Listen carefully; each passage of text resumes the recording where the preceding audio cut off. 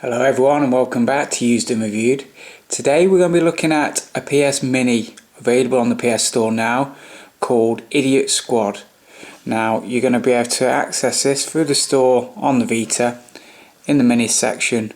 At the moment it's one of the staff picks, so it's highly regarded in terms of the PS Mini. It's available for £3.19 and as you can see it's got a rating of 4.81 on the store at the moment, so obviously those that are downloading the game are obviously enjoying it. Okay, so let's fire up the game. As a Mini, in terms of the size of the game, you're looking at around 21 megabyte in size, so it's not a huge game and it's not going to take too much room on your memory card. For your money, you're going to get 50 levels. They're spread over 10 different worlds, so there's 5 levels in each world, and essentially the game is a puzzle style game. It's top down view and it starts off looking like a very simplistic game when actually the beauty is in the design of the game, and as you progress the game becomes more and more complicated. So as you can see, these are the 10 worlds. I've unlocked 6 so far, and after sort of 3 or 4 you do start seeing the difficulty level ramping up. So to give you an idea of the game, every time you play a level you get a little indication of anything that's new in the game. So as we're starting, the simple instruction is that we need to help the sheep, follow signs and enter into the barn. So very simple. Obviously this is the first level. Here's a sheep, here's the barn, here are the signs, and that's how many signs we've got available. So we're going to need to direct him. So clearly we only need to place 2 signs, press the square button to start the level, and off he goes. And that's level 1 completed. Now as you progress in the game, more items become available. So for instance, here you're going to be coming up against obstacles, and these obstacles are in the form of fences. So now we need to make sure that we go around the map collecting the sheep, but pay attention not to hit those fences.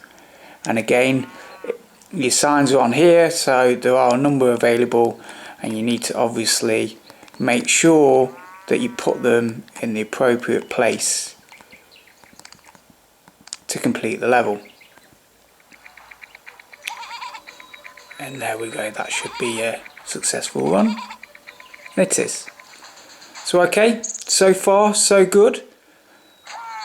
Next stage, farmers are introduced. The farmers will shoot at anything they see on site if they're facing in that particular direction.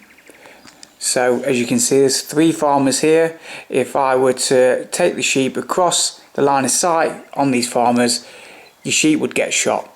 So we need to direct him around it.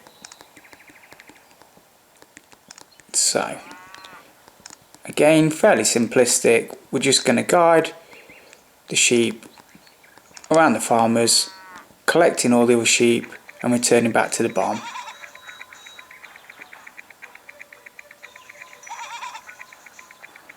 Nothing too taxing so far, I'd agree. Seems fairly straightforward. Then you start getting into the different types of sheep. Here we've got a sheep that can jump, so it can jump over obstacles.